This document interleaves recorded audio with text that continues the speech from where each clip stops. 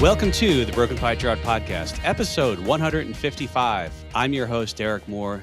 Back with me this week, our long-lost, semi-permanent co-host, CEO of ZEGA Financial, Jay Pestrichelli. Jay, how you doing today? I'm doing well until you said I was long lost. I know I missed a few here, my friend, but lost, I don't know about that. Well, yeah. I mean, it's been all of, I think, 2 or 3 weeks, but you're back on. And Jay, by the way, a little bit of a major milestone. I was going to say congratulations, although you and I had nothing to do with this. It's politicians. Congratulations to the United States on reaching $30 trillion in debt. Congratulations, Jay. I know Yeah, you're it's nice to have celebrating. a nice round number there, right? That's good. Not so Yeah, good. Just kidding. it is. You know what? Let's spend a couple minutes on this because I think it's interesting. By the way, $30 trillion is the total debt. And then you also have what's considered debt held by the public. And I won't get really wonky on this, but it's like, Social Security, if they hold treasuries, technically we pay, the government pays interest to itself. So the total held by the public is about 23.5 trillion. So not quite it's kind of like, remember that was a Dow 10,000. You had to give the hats back if you were on the floor. But, Right. I but do this remember actually, that. right? Remember that? And then there were guys who Totally were like remember there that. were Like, there oh, we were didn't close men above and it. women with, Sorry. yeah. Remember they had the hats, like men and women had the hats at like their post. And they're like, oh, at some point we'll get back there, So, but here's why this is interesting. And it sort of plays into the idea of the Fed raising rates, inflation, all this stuff. So last year, or at least I'm looking at some numbers. I found this on JP Morgan's Guide to the Market. They have the CBO, Congressional Budget Office baseline forecast. Last year, or they expect us to pay about $306 billion in net interest payments on a budget of a total spending budget of 5.5 trillion. You're like, okay, well, that doesn't sound too bad. But here's some numbers for you, Jay. If we look at the debt held by the public, that 23.5 trillion, and then we start to look and we say, okay, well, the average interest rate that we're paying on treasuries right now, and this is from there's a site, I'll link to it in the show notes that you can find that, it's about 1.56%. And so when you think about this, if let's say interest rates went from 1.56% to 2.56%, every 100 basis point move is about 300 billion extra in interest. So if rates just went to 2.56% and the debt stayed the same, meaning we didn't add debt, we know that's not going to happen because, well, politicians like to spend. Doesn't matter what hat you wear on in that case. Now you start to get into some crazy numbers. I mean, let's just Social Security spending is estimated to be about 1.2 trillion. Medicare and Medicaid about 1.4 trillion. What about defense? 749 billion. So if interest rates just go up, a little over 1 basis point, 1%, we're spending as much on interest as we do on defense. I guess we can get rid of armies, navies, Air Force, and everything like that. Excuse me. But so, Jay, this sort of plays into the idea of number one is, and I'll get your thoughts on this, and then I'll explain maybe a few ways out of this, and none of them are really good. But the idea, is there pressure? I don't want to say pressure, Jay, but on the Fed to keep rates low? I mean, I know politicians never try and influence the Fed. I'm smiling there. Yeah, right.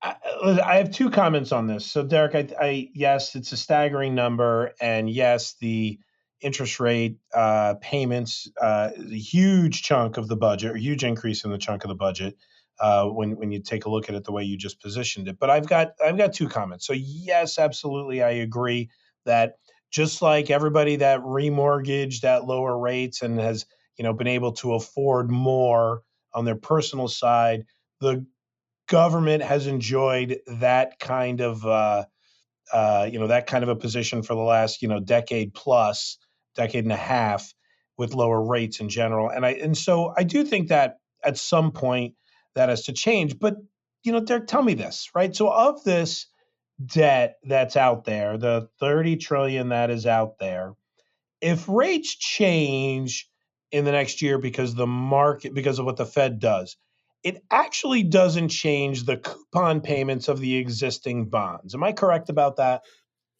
You are correct, and I was curious about that myself. I'll throw this number at you and then get more commentary from you, of course.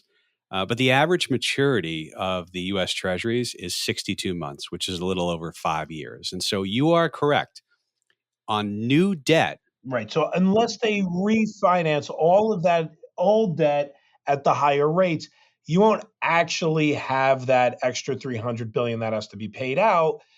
But I think over time you move towards that, right? The Fed is, I mean, the treasuries are constantly being issued and auctioned. And as you eventually move out of the existing debt into the new debt, the payments go up. But if the Fed raises rates by 100 basis points this year, it's not all of a sudden that the government's out 300 billion extra in interest payments. No, that's right. And there's no call provisions on U.S. Treasuries, so it's not like. I mean, that was one of the things too. I heard some politicians actually, and maybe they need to talk to someone who has some more information about this. But there's no call provisions on U.S. Treasuries. In other words, let's say the U.S. government, if rates went down to 1% on average, and they're like, oh, our rates are 1.5%, 6%. We're going to take that 23.5 trillion and refinance that. We're going to pay off the. No, you can't call in those bonds You early. can't do it. What No. You can't do it now as they run off, because we don't have the money as bonds mature to pay off the maturities, and then just call it good.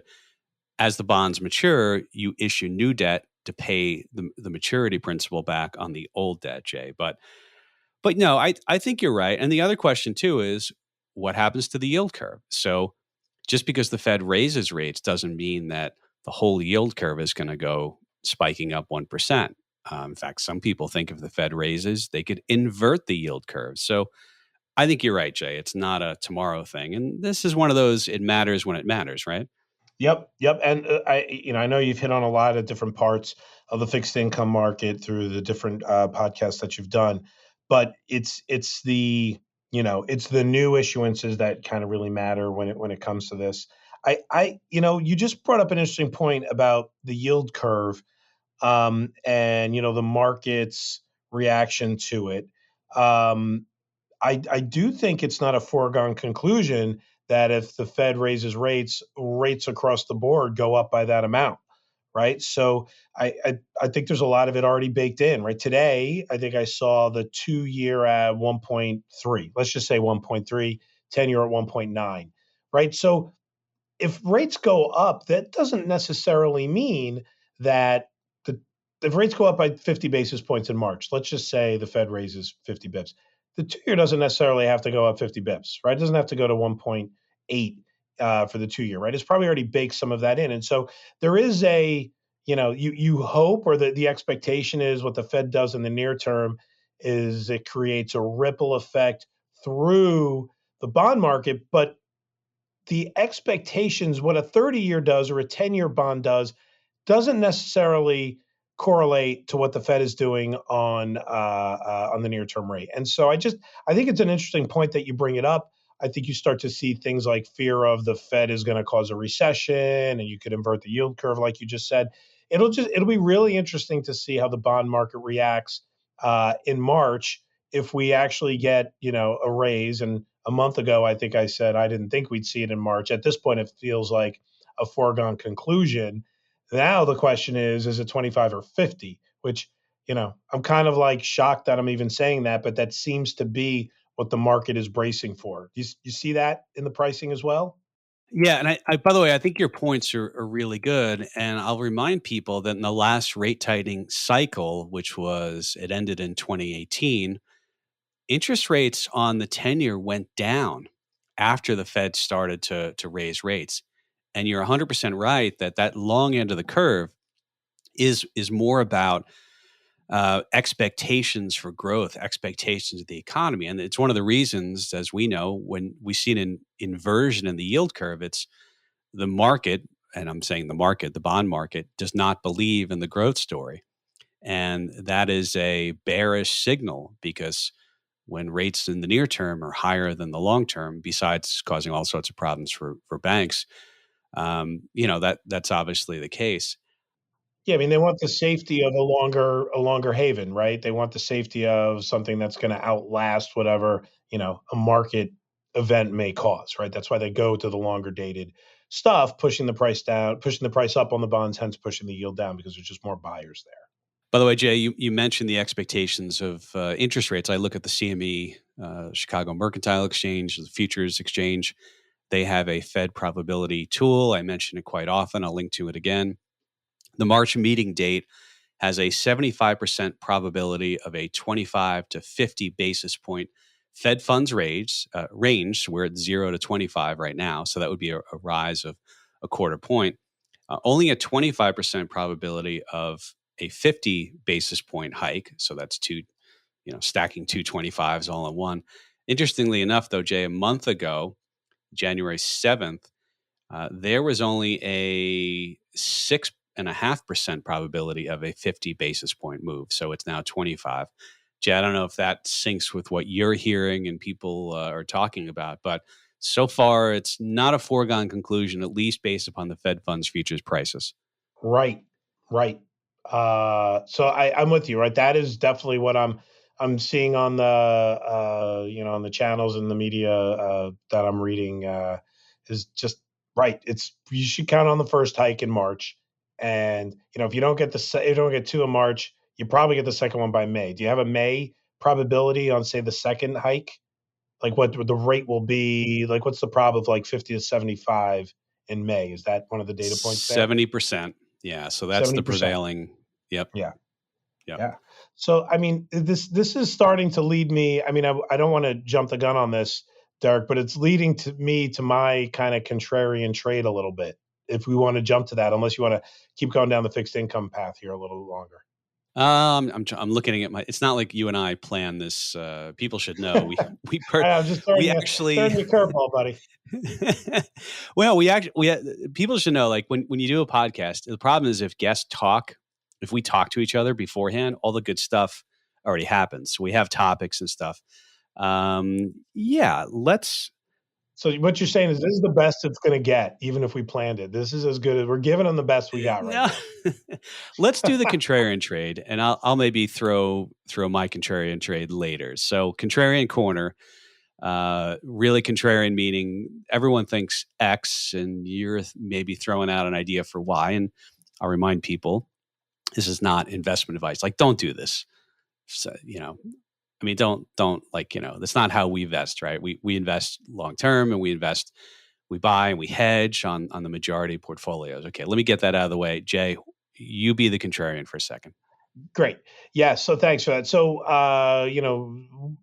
kind of lined up with what you just said there in our portfolios. There's a position that we have on in our hedged equity portfolio, the buy and hedge retirement strategy, flagship for ZEGA Financial. That strategy holds high yield, but with a hedge. It's hedged. We don't want to take too much risk. We don't want to take default risk. We don't want to take, runaway market risk. So we kind of limit the risk there.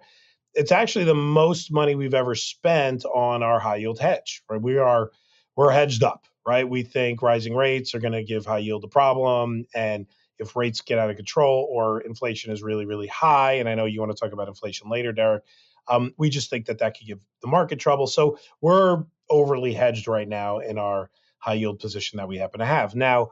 The contrarian trade here for me is, at some point we need to harvest the gains on that hedge. I do think that the fixed income market is working itself up into a little bit of a fear froth, and for me, it's let's get that hedge off as we're going into the March meeting. And I'm not sure if we're going to do this within the portfolio or not. I think I'm the only one on our investment committee that even thinks this way. But I'd like to go in the face of all of the talking heads and all of the Fed position prognosticators and say when we kind of hit max fear leading into that meeting, to me it's time to either I would add to my high yield exposure. I would remove as much of the hedge that I had or take any profits I have in my hedge. So that's my contrarian trade. it's even against the contrarian position of our own strategy. But listen, this is why we have an investment committee, and while we probably won't do it in that portfolio, to me, that's the trade that if you want to go against consensus, gives you an interesting opportunity.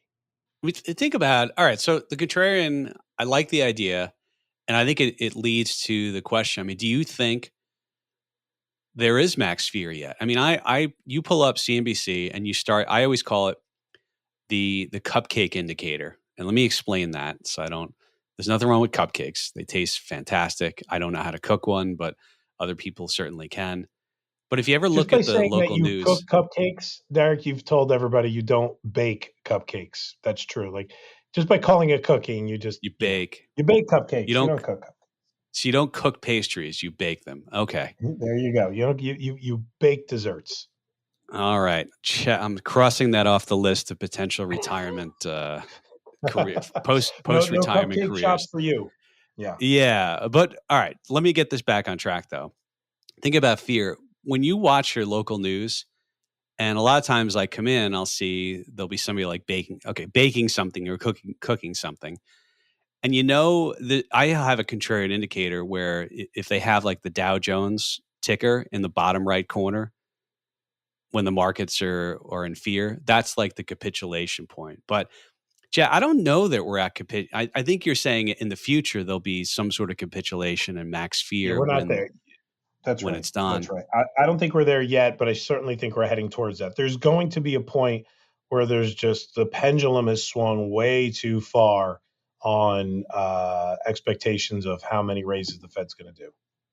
We're not Do there you, yet, but it feels like it's what getting inning there. are? Let me ask you this though. What inning do you think we're in? And let me frame it this Seventh, way: we're seeing seventh, seventh inning, okay, seventh of inning. fear, because we're seeing like if you pull up CNBC, one of the I think it was on CNBC, and if it's not, it's somewhere else. It's the hey tomorrow, and by the time people listening to this, the January CPI inflation numbers will already be out. But they're like, hey, if this is a big print, the Fed might have to raise much quicker. I mean, there's a lot of fear out there on inflation, and it's on the local news as well. People are running the stories, interviewing the shoppers outside a Fry's food store. Or, I was going to say Pathmark, but nobody outside of the Northeast knows that one. But you don't think it's there yet, even though we're seeing all this stuff. I don't think we've hit Fed fear max yet, but I do think we're starting to get people worried about inflation. I just don't know if everybody can connect the dots on why inflation can be difficult for the markets, or even if it is difficult for the stock market, right? So I don't know if everybody's connected those dots. And to be fearful of something you don't understand how it actually is going to impact your investments is another capitulation sign to me. But I don't listen. I don't think we're there yet. And we could talk about CPI and inflation if you want, Derek, but we should maybe help people understand why it's even a concern. Like, who cares if milk's more? If your wages went up, you pay the same percentage of your income, right? So maybe we could talk about that for a minute, not to throw you off target on what we wanted to cover today. But I think you want to talk about a little bit about inflation, right? Yeah, no, I think so. So, be, yes, we should get into that. I'll point out though, one of my pet peeves is if inflation is high tomorrow, it should surprise nobody. If it's high in February, meaning the one you'll get the report that will be released in March. I mean, there's the Cleveland Fed has been releasing, they call it inflation nowcast. And there's different I was going to say central banks, but Goldman, Bank of America, they all have forecast.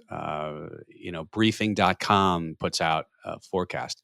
Let me just give you the inflation nowcast. So nowcast just basically it's a present forecast with all the information that they have. So January is expected year over year CPI is 7.26. That would be higher than the last one. February is expected 7.5. Monthly CPI for Jan, a rise of 0.43%. February, a rise of 0.63%. So one of the things I would ask too is like, I know that a lot of people don't follow this. And so when the headline gets posted tomorrow, again, when you're listening to this will be a few days old. You'll have I know there's going to be the stories, highest inflation since 1981.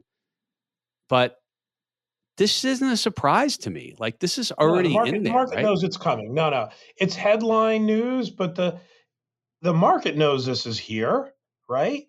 This is yeah, you're going to get a print that should be it's creating headlines. And we've talked about sensationalizing headlines to create, following and viewing. And heck, we even do it on the podcast a little bit, right, Derek? We try to pick topics that will, you know, try to find ourselves a Gibraltar, downloader, right? Like this is Yes. it makes sense to do that, but just recognize when it comes to the way you're invested, this is not a surprise. I fully agree with you. I mean, I guess there could be a surprise if we saw like a 9% year over year print or a 5% year, like plus or minus 1 or 2% from the expected seven that you just mentioned, seven plus. That to me is news because you'd have a surprise. But the seven is in there, it's baked into the market. All right, Jay, connect the dots. Your gallon of milk at the store is more expensive. Connect the dots for people. I think you wanted to do that. Just a little bit, right? So, is that a problem for your investments, right? I'm only talking about your investments, right? So the answer is your dollars don't buy you as much as before. That's a little bit of a problem, right? If you're making the same salary, but all of your goods and expenses go up, you're obviously your dollars don't get to purchase you as much. You may be spending the exact same amount of dollars you were spending before, you just get less.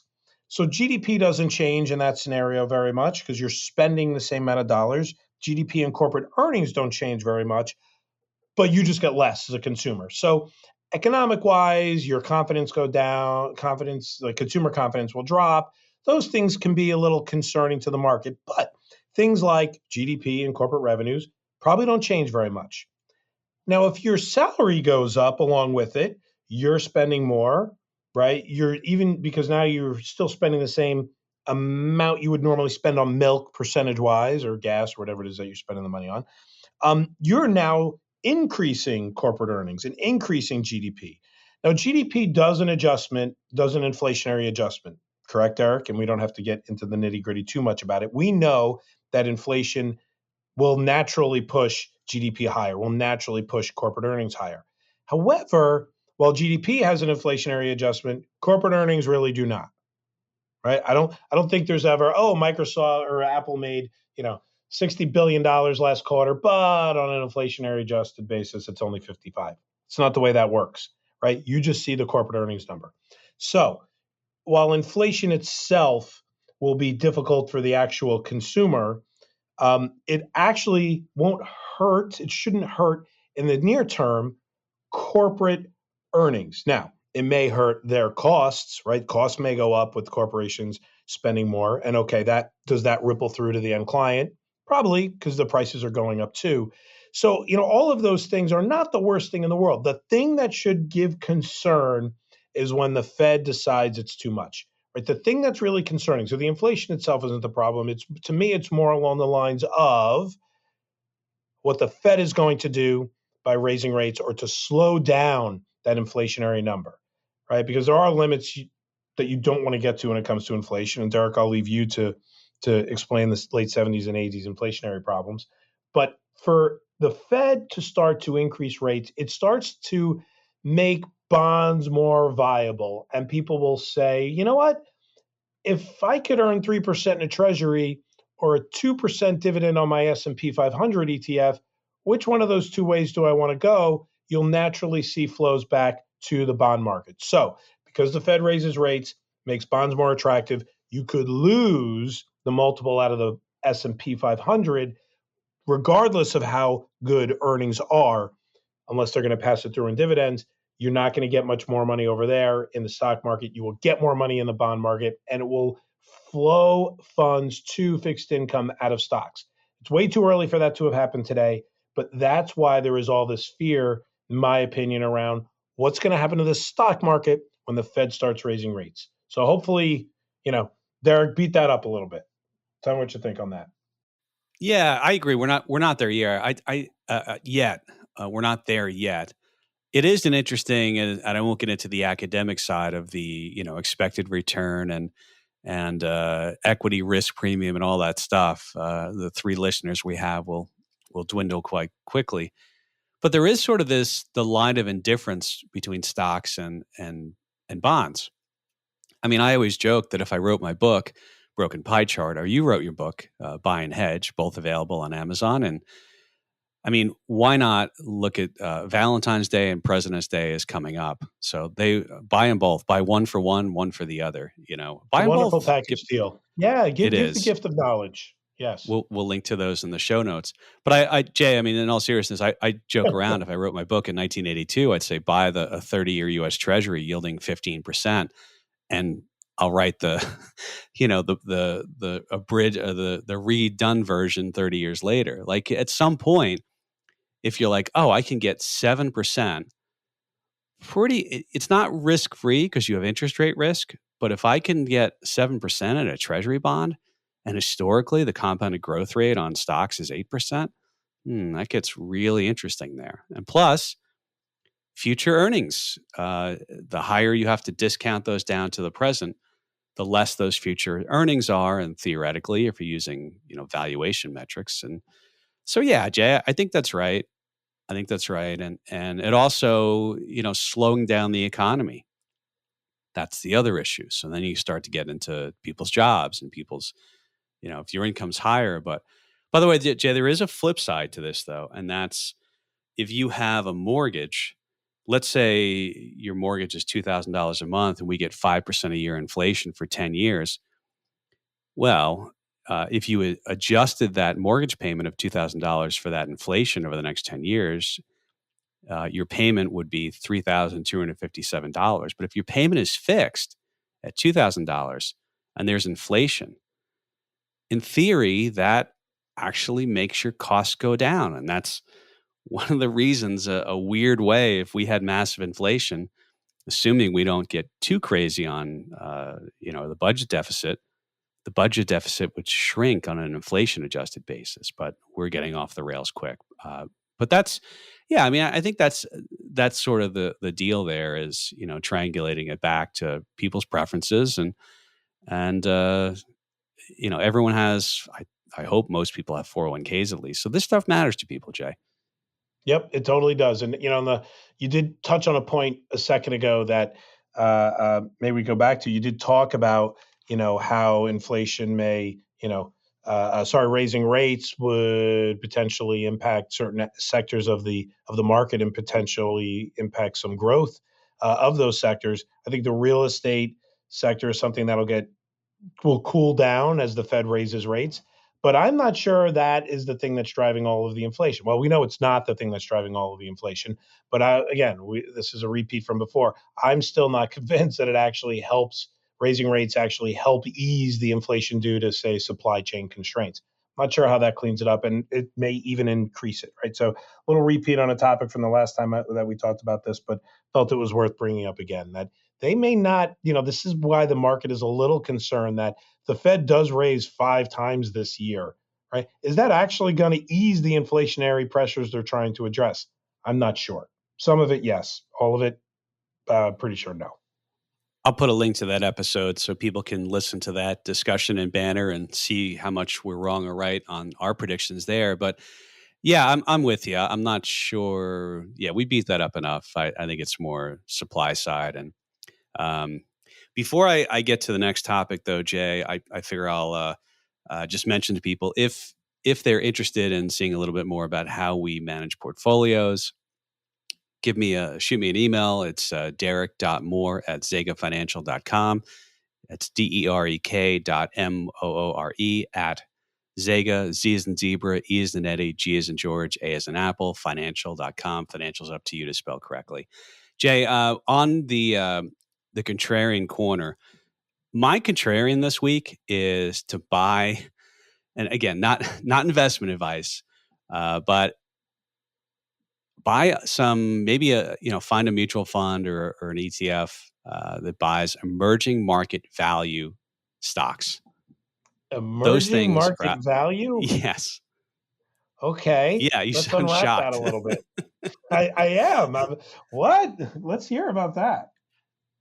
So emerging markets, by the way, it's interesting. I don't think I'd have to look at a chart, but they haven't made a new high in several years. I mean, they've traded sideways to down. It sort of was everybody's pick a few years ago, and it didn't work out. But value, some of the emerging market value, I was taking a look at one fund, and um, it. I mean, the trailing PEs on some of that stuff are like 5 to 8. I mean, it's actually Like talk about a a low real multiple, PE, a real a PE, real or a PE. Russell PE, like a real PE. No, no, Okay. no. Yeah, like a real PE, and it's like, and then the yields on some of that stuff is pretty big as well. Because they're paying dividends. Emerging markets. It's China. It's Taiwan, Russia, Brazil. All those different markets, and yeah, it's kind of unloved right now. By the So, way, you but should take. usually, oh, go ahead. No, you ask your question. I was going to say, right, usually when you think of EM, you think of potential outperformance through growth. You think of rebound trades. You think of, currency flows, right? But you went down the value route, right? You didn't go down, picking the new semiconductor company, or the new internet company, right? Whoever's going to, whatever China's going to let you do or not do, right? You went down the value path, which typically insinuates what? Longer, or maybe I'd say more mature companies paying a dividend, right? Like you just said, lower PE, right? So, tell me, with go down the emerging route, why not growth out of emerging? Why the value side? It's really it's a re-rating, it's a multiple play. So it's the idea of these So they're cheap. multiples are so unloved, yes, so unloved, and it's and you're right, it's not the growthier companies. It's do these PEs re-rate from single digits to maybe 10, 11, 12? That's a pretty big move. But it's also it's a contrarian because it's really unloved. Like I don't emerging markets. Well, that's true. Listen, I haven't heard anybody mention that, right? So maybe it's it's what nobody's thought of versus going against what everybody's talking about. But you're right. That is a unique one, Derek, that you got there.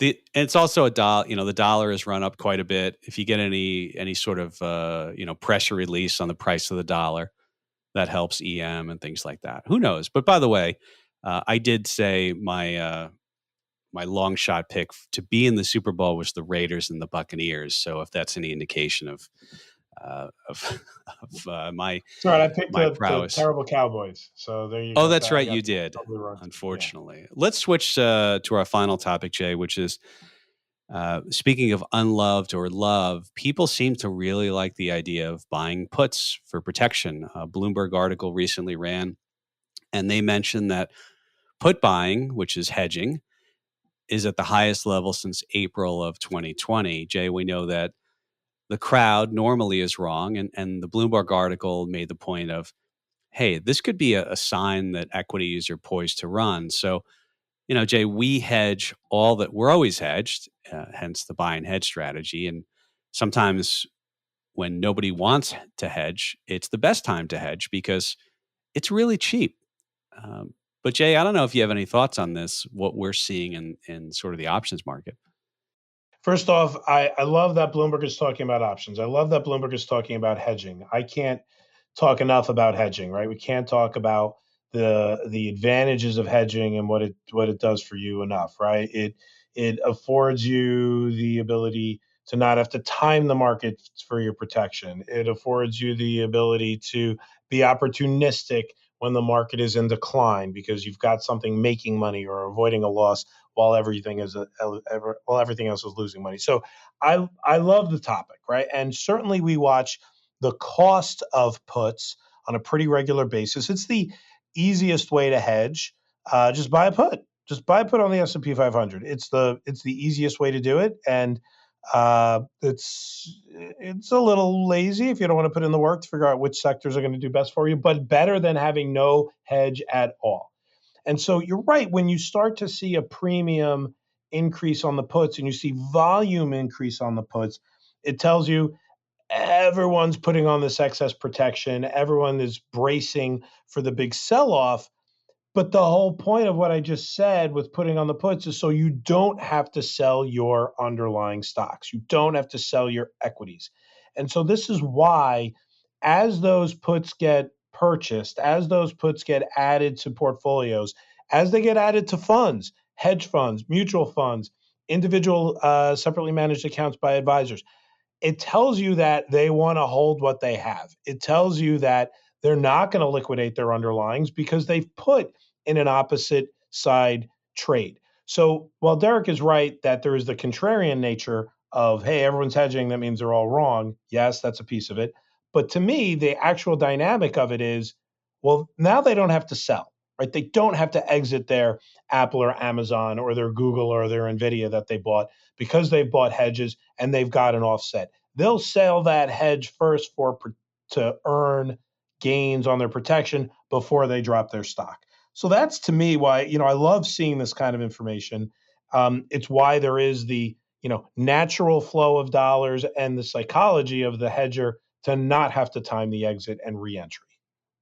Jay, what about the idea of peak fear? I mean, it seems like, peak fear to me, and I always remember 2008, 2009, 2009 at the market lows, that's when people stop opening the statements. They stop looking. Stop looking, right? Yeah, like that's peak. That to me is what it's not indifference, it's apathy towards the market. But then the prior regime to that is the peak fear. And I remember 2008, I mean, people were selling, they were going to cash, they were staying in cash, they were probably selling at the lows, or if they weren't selling, they made this rush to buy insurance. I won't tell the analogy again, but it's kind of like, hey, there's a hurricane off the coast of Florida where you live. High insurance company, I'm thinking about buying some hurricane insurance. Like that's, but I think from a sentiment point, like people wanting, and it's interesting analogy of I don't want to sell, so I need to hedge, but they're buying it at the exact wrong time when it's the most expensive. I mean, implied volatility is just, yeah. Yeah, like buying, obviously, the people that are selling the insurance understand what they're selling to you, right? If you're buying the puts, if you're buying the protection, the person selling it to you is doing the math and goes, okay, I want to make sure I get paid for the risk I'm taking, right? Because they're on the other side of that trade. They're going to make it more expensive. And so, you mentioned a minute ago, we're always hedging, we're always using protection in our portfolios. The reason we do it is there's times the hedges are expensive, there's times that they're really cheap. And, in February of 2020, for example, up until the 22nd, when the market was at a high, nobody really thought this COVID thing really mattered. And guess what? We were hedging that day too, right? So, it's one of those things that if you have a regular regimen and you're always building your portfolios that are constructed with the hedge, you get to smooth out that cost. Sometimes you're buying when it's expensive, sometimes you're buying when it's cheap. Most of the time, it's better to buy it when it's cheap, when there is the least amount of fear, because fear will come in and now your hedges are worth something, right? So you get to be the one dropping the insurance to somebody else.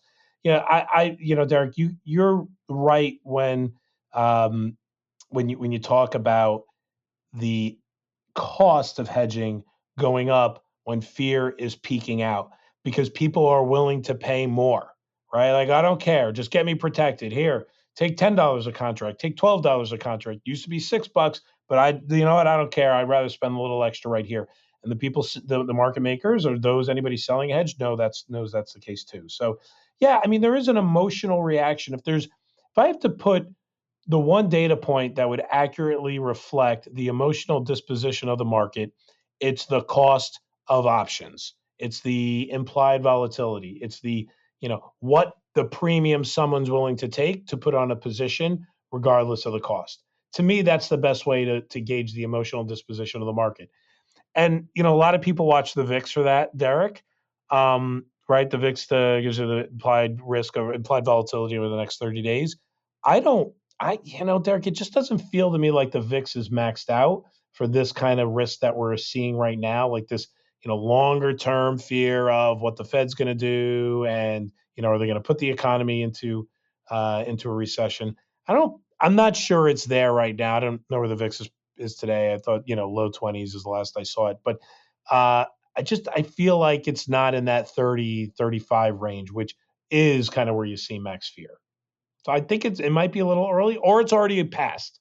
I don't know, right? But to see that the options volume is really high on puts right now, while the VIX is where it is, the fear might not be over yet, and that's okay because if you're hedged, that's fine.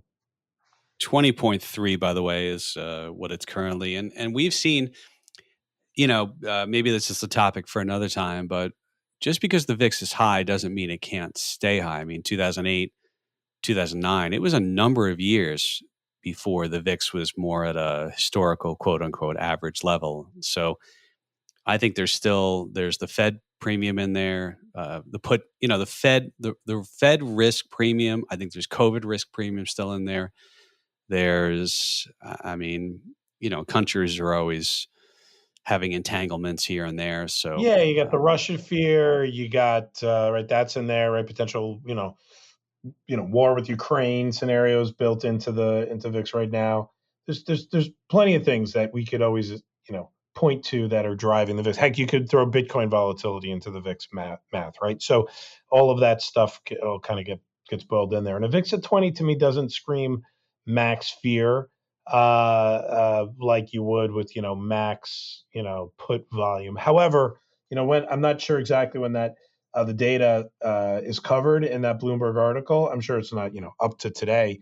We could be on the downslope of it too, right? I guess we'll see. There's some anticipation leading up to the CPI number now. There's anticipation leading up to the Fed meeting in March, right? That's where you maybe start to see people willing to pay even a little more premium, maybe leading into that Fed meeting. They're willing to pay more premium for the protection. I mean, after what the Fed said last time and kind of did a 180 on the market, it's probably not a bad idea to have some protection on an equity portfolio going into that call.